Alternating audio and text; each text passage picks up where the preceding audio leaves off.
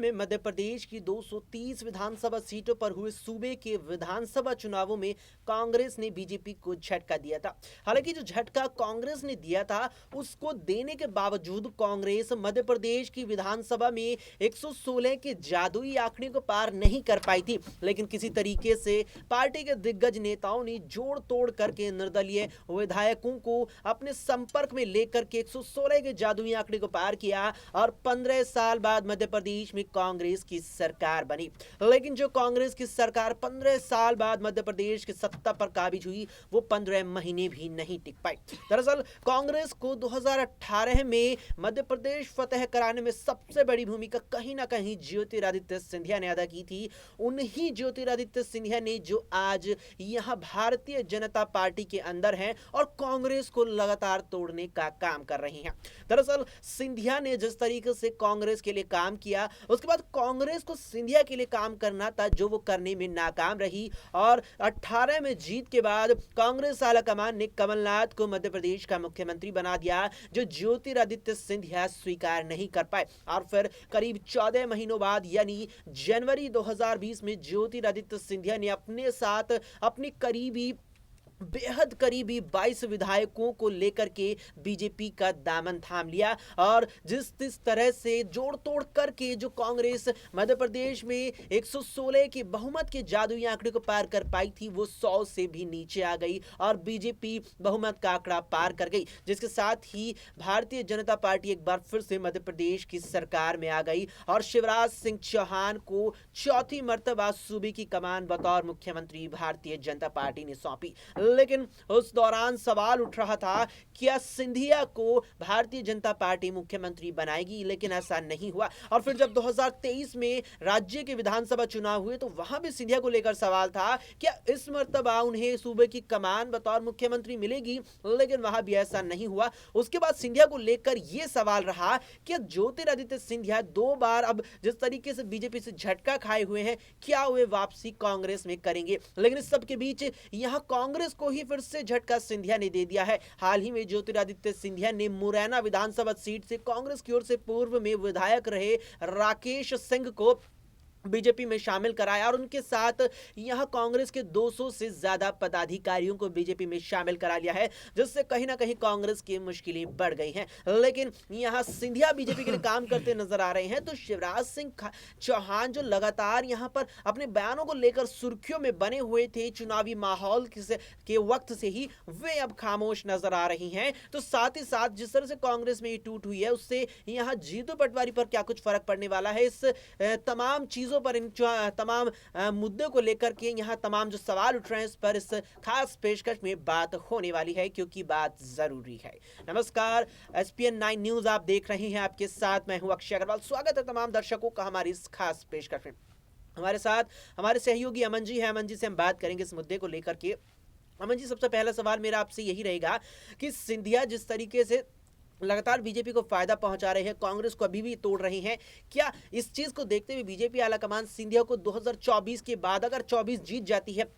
Bharatiya Janata party, क्या बड़ी जिम्मेदारी केंद्र में और दे सकता है? देखिए, बिल्कुल सिंधिया के बारे में शुरुआत से अक्षय अगर आपने भी देखा हो तो लगातार यही बात कही जा रही है कि भाई जो शख्स सीएम बनने के लिए बीजेपी में शामिल हुआ आखिर वो कब सीएम बनेगा। क्योंकि देखिए, चलिए अगर 2019 को 18 को छोड़ दिया जाए तो उसके बाद 20 में शामिल होते हैं, उसके बाद लगातार ये कयास थे कि वो सीएम बनेंगे, लेकिन तब नहीं बने। अब जिस तरह से 2023 के चुनाव में बीजेपी को बम्पर कह सकते बहुमत मिला मध्य प्रदेश से, तो तमाम जो राजनीतिक जानकार है वो यही बात कहते हुए नजर आए कि यहाँ से सिंधिया की किस्मत अब जो है जोर मारेगी, उनकी किस्मत चमक जाएगी, क्योंकि वो मध्य प्रदेश के सीएम बनेंगे, जो एक लंबे अरसे से उनकी आरजू है कि वो सीएम बने। लेकिन देखिए अक्षय कि अभी भी उनसे ये कुर्सी बहुत दूर है, उनसे रूठी हुई है कुर्सी और साथ ही उनकी किस्मत भी उनसे रूठी हुई है। लेकिन अब जबकि पूरे जोश और खरोश के साथ में वो लगे हुए हैं, लगातार पीएम मोदी की तारीफों में कसीदे पढ़ते हैं, लगातार उनके बारे में कहते हैं कि जो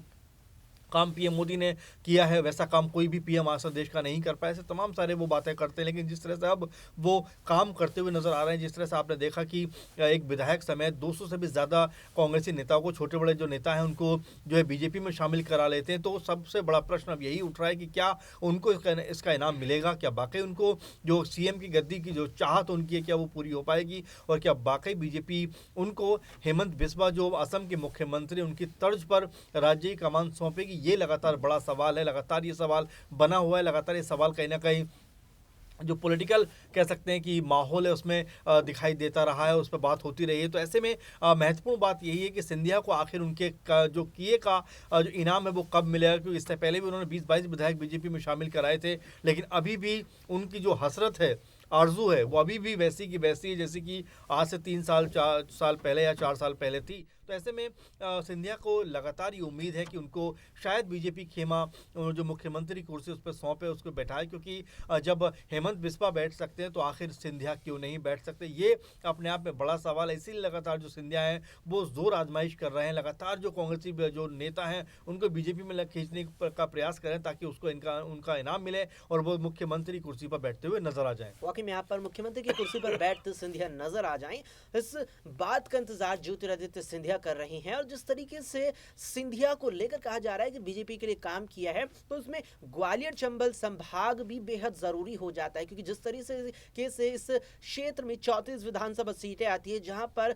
2018 में बीजेपी महज 7 सीटें जीत पाई थी, तो सिंधिया की पार्टी में आने से बीजेपी को 11 सीटों का फायदा हुआ, जो बीते विधानसभा चुनावों में ग्वालियर चंबल संभाग की 34 में 18 सीटें जीतने में कामयाब रही। लेकिन यहां सीटें जीत ली, सरकार बना ली, लेकिन नया मुख्यमंत्री भी बनाया। और पुराने मुख्यमंत्री शिवराज सिंह चौहान, जो इस पूरे चुनावी माहौल में लगातार अपने बयानों को लेकर सुर्खियों में बने हुए थे, वे अब शांत नजर आ रहा है। ऐसे में अमन जी, मेरा अगला सवाल यही रहने वाला है कि जिस तरीके से शिवराज सिंह चौहान को दक्षिण भारत की जिम्मेदारी दी गई है और अब वे काफी खामोश नजर आ रहे, कोई बयान उनकी तरफ से देखने को नहीं मिल रहा, क्या ये मान लिया जाए कि शिवराज भी अब अपने मन में ये लेकर चल रहे हैं कि दक्षिण भारत के बाद सरकार बीजेपी की दोबारा से बनती है अगर केंद्र में, फिर उसके बाद मुझे अगर केंद्र में बड़ी जिम्मेदारी नहीं मिलती तो मैं कुछ यहाँ पर बगावती सुर अख्तियार कर सकता हूँ? देखिए बिल्कुल, और कहा भी जाता है कि जो आपका बेहतर बल्लेबाज होता है उसको आप चाहते हो कि जो है टॉप पे उसको उतारे, वहां पर उसको भेजें, लेकिन ये कौन सा तरीका हो गया कि जिस बल्लेबाज ने सेंचुरी की उसको आप उठा के 6-7वें नंबर पे मैच 4-5 ओवर खेलने के लिए भेजते हो और उससे बड़े प्रदर्शन की उम्मीद करते हो। मेरे ख्याल से शिवराज सिंह चौहान के साथ कुछ वैसा ही हो रहा है, क्योंकि मध्य प्रदेश में उन्होंने जीत दर्ज की और तगड़ी जीत दर्ज की है। देखिए आप भी लगातार देख रहे हैं कि 160 से भी ज्यादा विधायक उन्होंने बीजेपी को जीत कर दिए, और ऐसे में इनाम उनको क्या मिलता है कि जाइए साउथ में जाकर आप चीजों को देखिए, जबकि साउथ में क्या स्थिति बीजेपी की हर कोई जानता है कि लाख कोशिश के बावजूद भी, पीएम मोदी के दौरे के बावजूद भी, अमित शाह के दौरे के बावजूद भी वहां पर बीजेपी आज भी किस हालत में है ये किसी को बताने की जरूरत नहीं है, सब बेहतर जानते हैं। लेकिन कहने का मतलब यही है कि क्या ये शिवराज सिंह चौहान को सजा दी गई है कि आपने बड़ी जीत दर्ज कराई, जाइए आप साउथ में जाके काम करिए? तो मेरे ख्याल में ये चीजें कहीं ना कहीं उनके ऊपर भारी पड़ती हुई नजर आएंगी, खासकर बीजेपी के एंगल की अगर बात करें, क्योंकि जो प्रभाव शिवराज सिंह चौहान का मध्य प्रदेश में है अक्षय, वैसा प्रभाव साउथ में कहां से लेकर आएंगे, कैसे होगा? तो ये अपने आप में बड़ा अजीब व गरीब उनका कह सकते हैं कि उनको चुनने के पीछे की मंशा है। तो ऐसे में क्या उनको ये कहकर कि भाई आप वहां जाइए, वहां पर अगर बीजेपी की हार हो जाती है तो उसके साथ में शिवराज सिंह चौहान को कहेंगे कि भाई आपसे तो संभला ही नहीं, आपसे कुछ हुआ ही नहीं, आप जाइए बाहर ही रहिए। तो ऐसे में शिवराज सिंह चौहान के साथ में जो दोहरा रवैया अपनाया जा रहा है, मुझे लगता है कि बीजेपी के ऊपर ये भारी पड़ेगा, क्योंकि जो मध्य प्रदेश के लोग हैं, आपने देखा और रोते हुए उनके फोटो वीडियो सामने आए कि जो शिवराज सिंह चौहान हैं वो हमारे सबसे बड़े नेता हैं, वही सबसे बड़े हमारे कह सकते हैं कि यहाँ के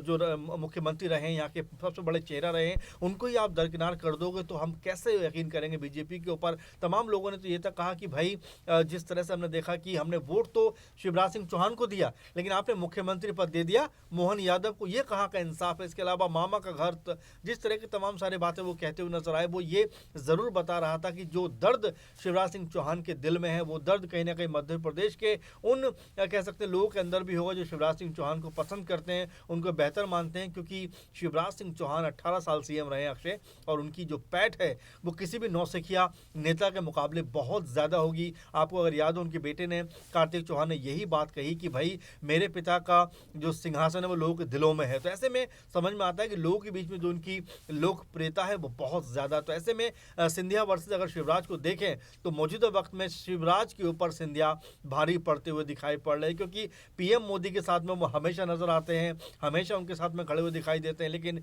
जिस शख्स ने 4 बार सीएम की पोस्ट संभाली, आज वो जो शख्स है वो लगातार जो बैनर होते हैं वहाँ से भी गायब होता हुआ दिखाई पड़ रहा है। और यही उन्होंने कहा भी कि जब इंसान जो है गद्दी पे रहता है तो हर जगह उसकी पूछ होती है, जैसे ही वो गद्दी उसको छोड़नी पड़ती है उसका जो फोटो है वो बैनर से भी गायब कर दिया जाता है। तो आप समझ सकते हैं किस तरह की जो राजनीति मध्य प्रदेश में देखने को मिल रही है। बिल्कुल, यहाँ पर बात निकल के यही आ रही है कि शिवराज सिंह चौहान को सिरे से खारिज करने वाली स्थिति यहाँ पर नजर आ रही है, क्योंकि यहाँ जिस तरीके से उन्हें पहले मुख्यमंत्री के जो उम्मीदवार भी लगातार माने जा रहे थे उससे हटा दिया गया यहाँ पर। इसके बाद यहाँ उन्हें जिम्मेदारी भी दक्षिण भारत की दी गई है, जिस पर साफ तौर पर अमन जी का कहना है कि उस क्षेत्र की जिम्मेदारी बीजेपी ने दी है जहां लाख कोशिशों के बावजूद पार्टी कमाल नहीं कर पाई। ऐसे में अमन जी इस बातचीत यहाँ पर जारी रहेगी। ऐसे में एक आखिरी छोटा सा सवाल मेरा आपसे जीतू पटवारी को लेकर के रहेगा। जिस तरह से कि ज्योतिरादित्य सिंधिया कांग्रेस के नेताओं को लगातार तोड़कर भाजपा में शामिल करा रहे हैं, क्या इससे में ज्योतिरादित्य सिंधिया सहित यहाँ जो जीतू पटवारी उनके सामने बड़ी चुनौती रहेगी, बड़ा लक्ष्य रहेगा शिवराज को कांग्रेस के लिए मनाना?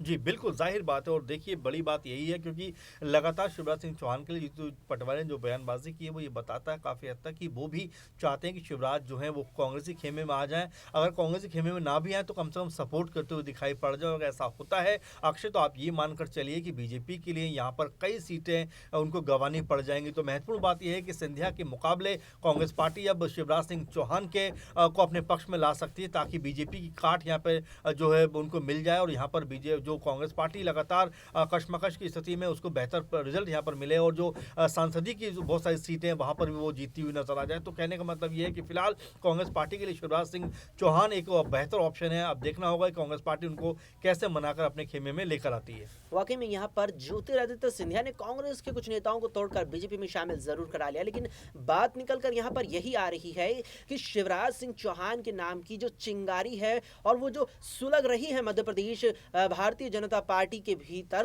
उसे अब आग बनाने पर पूरी तरीके से कांग्रेस नेता जुट गए हैं। और अगर वो आग बन जाती है तो जिस तरीके से कमलनाथ की सरकार 2020 में जली थी, इस मर्तबा यहाँ बीजेपी की सरकार जल सकती है। फिलहाल के लिए इस पेशकश में इतना ही। देश और दुनिया की तमाम खबरों के लिए आप देखते रहें SPN 9।